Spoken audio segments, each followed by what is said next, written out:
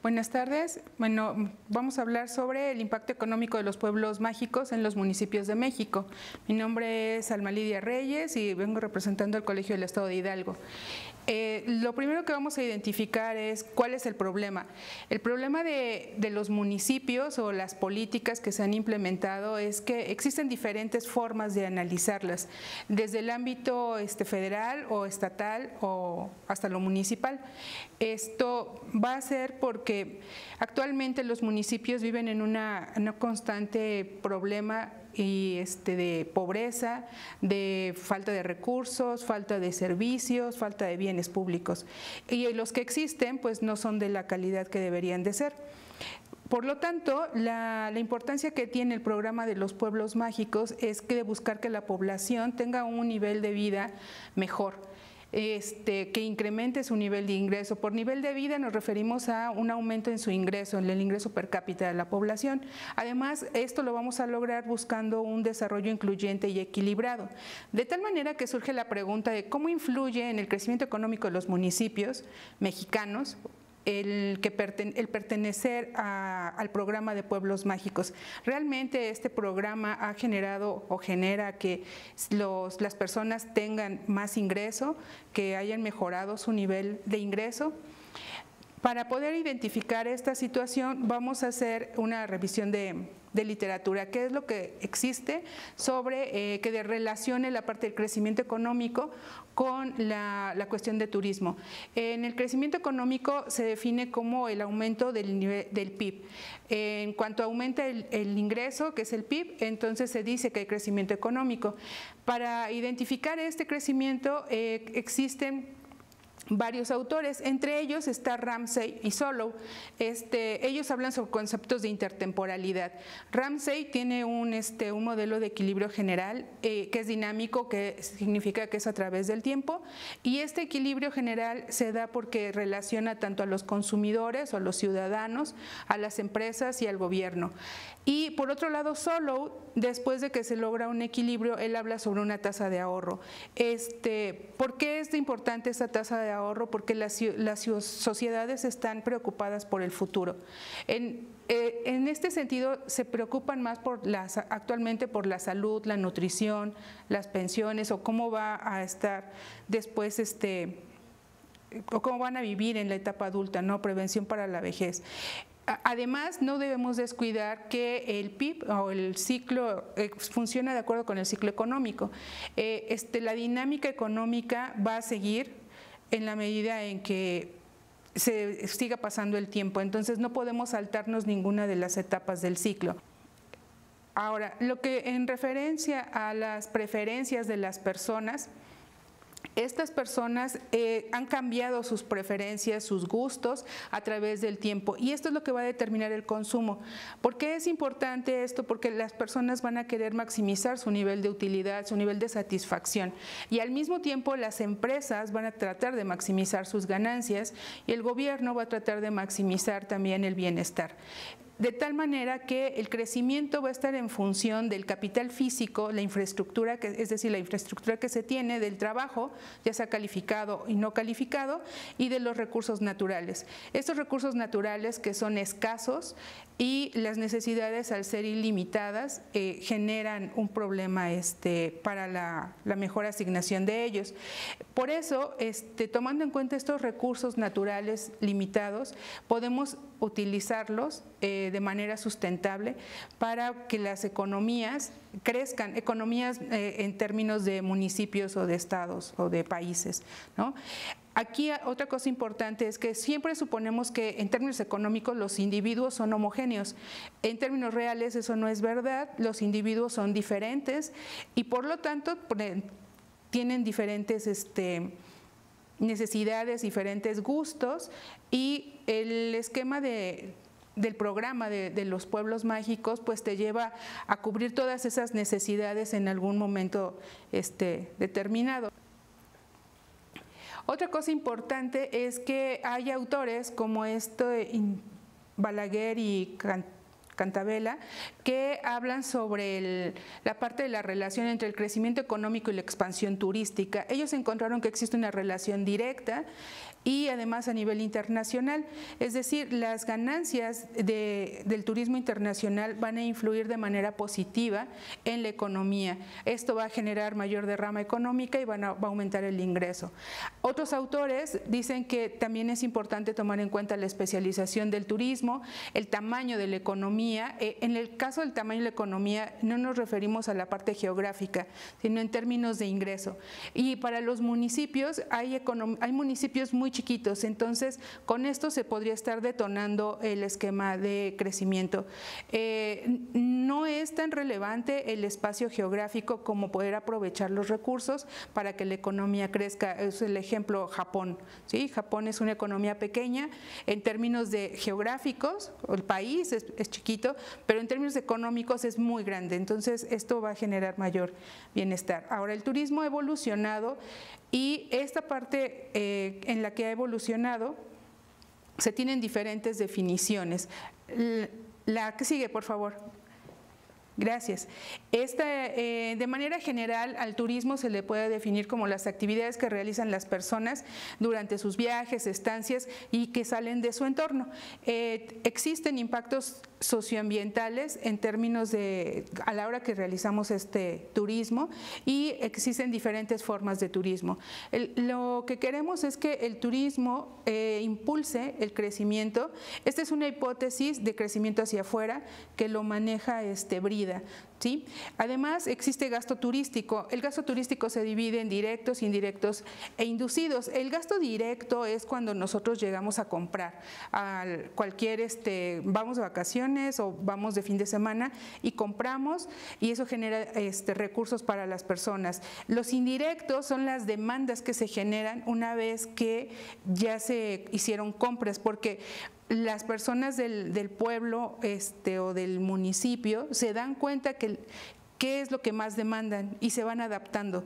Y después la parte inducida, los gastos inducidos son cuando se logran estas dos relaciones entre la parte del gasto directo y la parte de la generación de demandas. Todo esto tiene que ver con la oferta y la demanda de los bienes, ¿no? Que son tangibles y servicios y los intangibles. Por lo tanto, debemos tomar en cuenta o se debe tomar en cuenta el destino turístico. Esto en función de la dimensión física y las condiciones, la cadena de producción, que es en términos de qué pasa con el sector privado y la industria turística, y el marco institucional. Aquí es donde intervienen las instituciones públicas. En términos de las instituciones públicas va a ser importante porque se ha mostrado una evolución de la política turística. Ellos son los que hacen las políticas. En el caso de México, de acuerdo con Rosas, entre otros, menciona que se divide en tres partes, ¿no? La parte fordista, en la que decía que el gobierno dice que el turismo es el que debe sostener a la economía. Y después evoluciona a la parte postfordista, en donde empieza una nueva era del turismo y entonces tiende hacia la globalización, y la globalización cambian los patrones de consumo, hay que adaptarse y de lo contrario no va a poder crecer. Y finalmente llega la nueva política turística. Esta nueva política involucra la parte de la administración local, la administración nacional y los gobiernos supranacionales. Aquí es donde empezamos a ver la importancia de los municipios. Los municipios son los que están más cerca de los ciudadanos, o sea, el ayuntamiento, y por lo tanto tienen que llegar las demandas de los ciudadanos a ellos y de esa manera poder crecer y hacer más políticas económicas o políticas públicas o sociales. De esta forma surge el programa Pueblos Mágicos. O sea, el programa surge como una estrategia gubernamental buscando apoyar a las comunidades rurales. Esto a través del desarrollo incluyente, turismo sustentable, turismo alternativo, y sin perder las cuestiones culturales y económicas, siempre van a ser prioridad de esto. El objetivo del programa es fomentar el desarrollo sustentable en localidades a través del tiempo, conservando su valor e historia, herencia cultural, mediante su patrimonio tangible e intangible. Entonces, a través de este esquema de por qué surge los pueblos mágicos, es que queremos ver qué pasa con el ingreso de las personas. Entonces, una vez que tenemos esto, actualmente la Estrategia Nacional de los Pueblos Mágicos es impulsar el enfoque social y de respeto a los derechos humanos, fomentar el desarrollo justo, equilibrado entre individuos, comunidades y regiones para los pueblos mágicos, fortalecer, innovar y diversificar las oportunidades de comercialización en el pueblo, y contribuir al turismo sostenible, ¿no?, en términos de conservar e incrementar el patrimonio. El origen de esto es del 2001, en donde se son 3 pueblos mágicos, entre ellos está Huasca, y llega hasta el 2018, en donde tenemos 121 pueblos mágicos. Bien, una vez que tenemos esto, queremos saber qué es lo que pasa, ¿no? ¿Qué pasa con la parte económica, con la parte de ir y visitar el pueblo, diferentes ciudades, conocer, está muy bien, pero ¿cómo le ha afectado a la marginación o qué impacto tiene la población? El crecimiento, aquí lo que mostramos es un crecimiento de la población con el índice de marginación. El índice de marginación toma en cuenta cuestiones de vivienda, población, salud e ingreso. Lo que podemos observar aquí es que, en el caso de Aguascalientes, solamente está uno de los 3 municipios es el que logra pasar de una marginación media a una baja. Aparte, el comparativo está del 2000 a 2015, porque antes de los pueblos mágicos empezaron en el 2001, entonces en el 2000 no había. Entonces, ¿qué pasa después de 15 años? Nos damos cuenta que solamente 2 municipios se quedaron igual y uno es el que creció, en el caso de Aguascalientes, mientras que Baja California y Campeche se quedan exactamente igual. Coahuila, solamente de los 7 municipios que tienen pueblos mágicos, solamente uno logra cambiar su nivel de marginación. Bien, está la parte del municipio de Colima, que se queda igual, lo mismo que Chiapas y Chihuahua. Durango incrementa, sus 2 municipios pasan a otro nivel, van de medio en términos de marginación a bajo para el 2015. El caso de Hidalgo es representativo porque de los 5 municipios que son pueblos mágicos, 3 han logrado cambiar de tener una alta marginación a media o de baja a muy baja marginación. Entonces eso es importante. Además nos damos cuenta que no es de la noche a la mañana, el programa no funciona así, o sea, es a través del tiempo, y que veamos qué es lo que se puede generar, ¿no? Cómo podemos ayudar o coadyuvar para que podamos seguir creciendo. Están los casos de Jalisco. De sus 8 municipios, solamente 5 son los que logran también cambiar, mejorar en términos de marginación. Siguen la marginación, pero ya es menor. Bien, tenemos al Estado de México, que en el Estado de México sucede lo mismo, o sea, no logra incrementarse más que 4 municipios el mejorar, al igual que Michoacán. De Michoacán solamente es 1. Para Morelos, el de Morelos sí cambia 1, o sea, son 2, tiene el 50% que logra mejorar. Para Nuevo León solamente es 1, que es Linares, mientras que para Oaxaca, el caso de Oaxaca también es súper importante porque son 517 municipios de los que además no se cuenta con toda la información. Entonces, de estos 517, imaginen que solamente tenemos 2, 4, 6, son 9 los que son pueblos mágicos. O sea, cuando en Oaxaca hay muchas cosas, ¿no? Entonces, esta parte es bien importante, porque además Oaxaca es una de las zonas más pobres de nuestro país. Entonces, y a pesar de eso, o sea, pareciera que sí funciona porque tenemos 5 municipios que pasan de muy alta marginación a alta, y algunos que están de baja y pasan a muy baja, y de media pasan a baja, ¿sí? El caso de Puebla y Querétaro, de todos sus municipios, el 50% tiene un impacto favorable para pasar a cambiar su nivel de marginación. San Luis Potosí se queda igual, Sinaloa solamente 1, 2 son los que crecen, Sonora solamente 1, mientras que Tamaulipas y Tlaxcala permanecen sin cambio. Finalmente tenemos a Veracruz, que queda sin cambio. Yucatán mejoran uno de sus municipios, y Zacatecas son 3 los que mejoran. Es mucha información, o sea, son los 32 estados y además son 121 datos, es como mucho.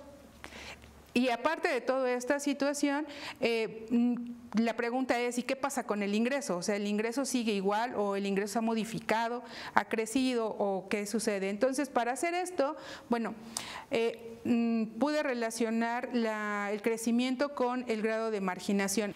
Veamos, en este gráfico lo que quiero mostrar es cómo está el municipio de Solidaridad. Solidaridad es donde está Tulum, que ya ahorita le dicen Tulum, pero está como parte de Solidaridad. Entonces, Solidaridad tenía un nivel de marginación en el 2000 bajo y un crecimiento poblacional alto.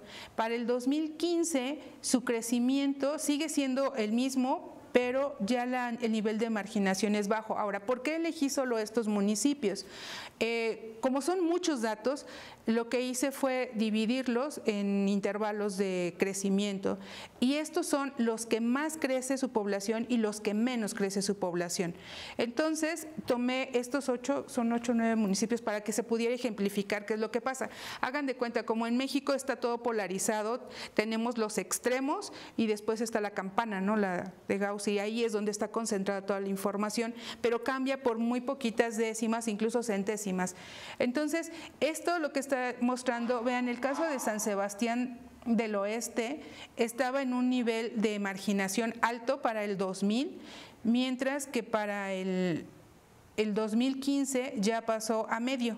Entonces, con esto pues podemos identificar cómo se ha modificado, ¿no?, el esquema. Ahora, ¿qué pasa con el ingreso? Vamos a hacer el análisis, les voy a platicar qué pasó con 9 municipios que elegí de cierta manera. Podemos notar en términos de educación cuáles son los años promedio de escolaridad que tienen.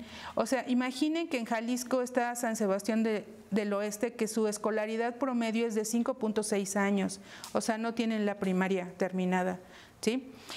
Pero lo que es para el 2010, pero para el 2015 ya tenían 6.3, o sea, ya terminaron la primaria. Entonces sí es algo importante, ¿no?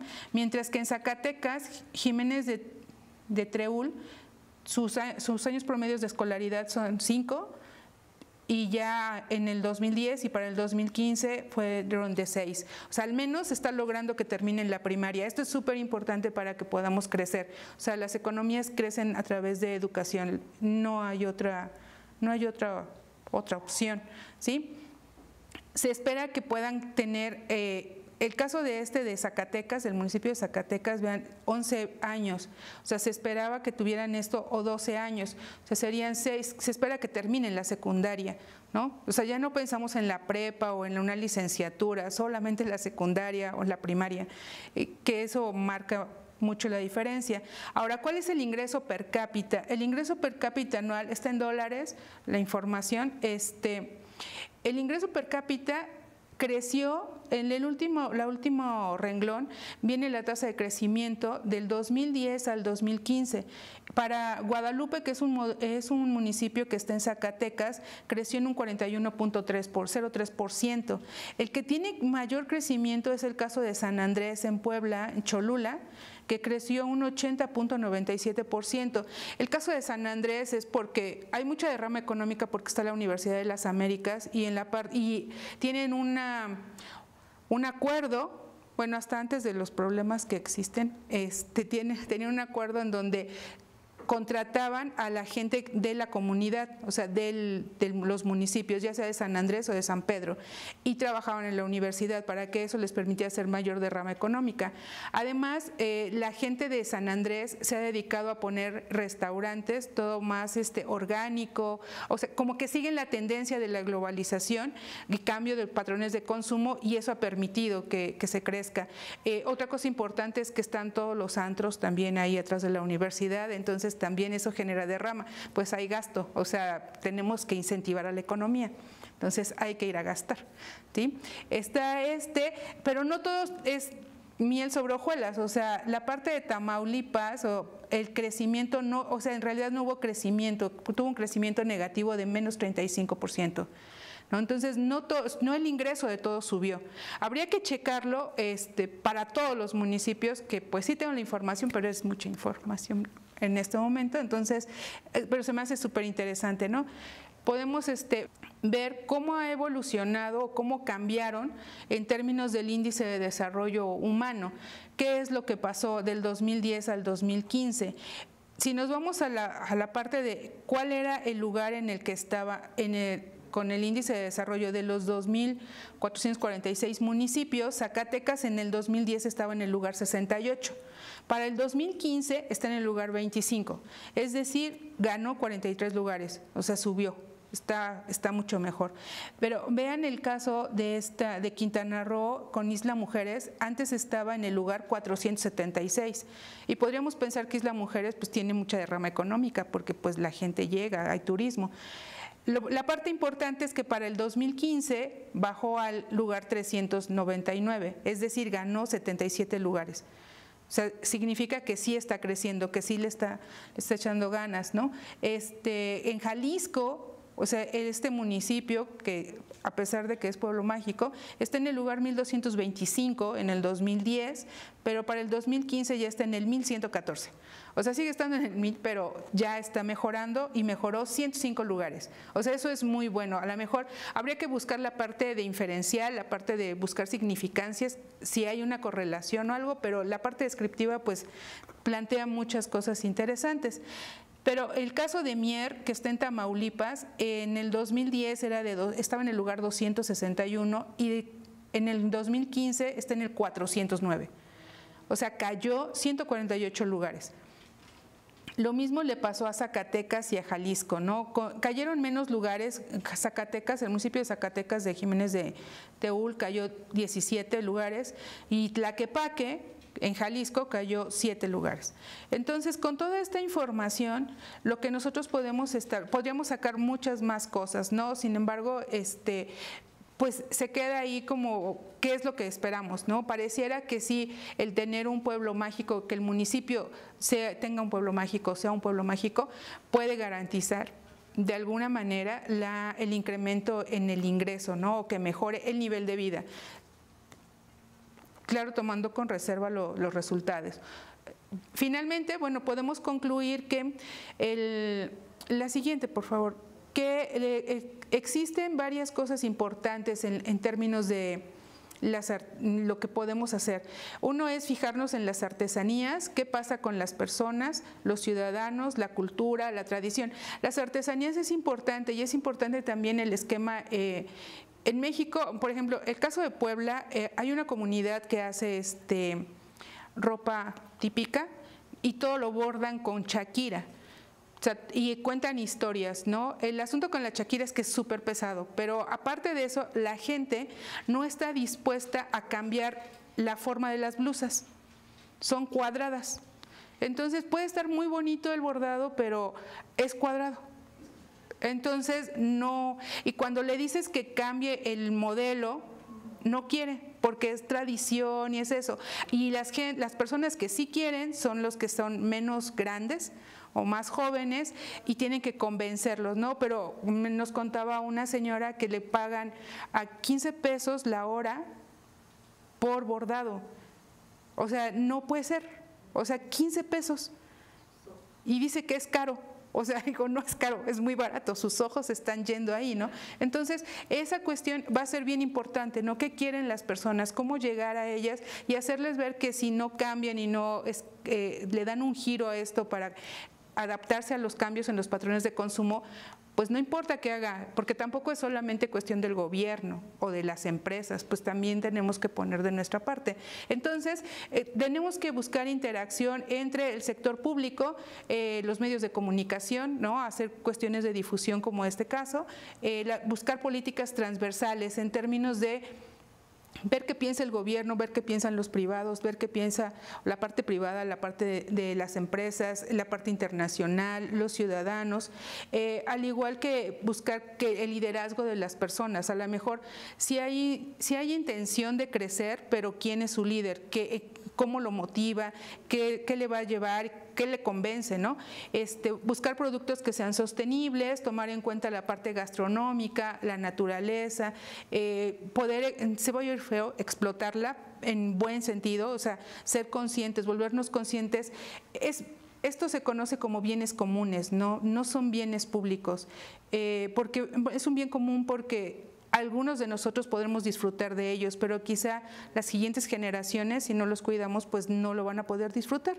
Y entonces eso va a generar un problema de largo plazo. Entonces, tomar en cuenta acciones en este sentido, cuidar el patrimonio, cuidar todo esto y darle el crecimiento puede generar que las personas estén cada vez mejor, ¿no? Y pues, muchas gracias.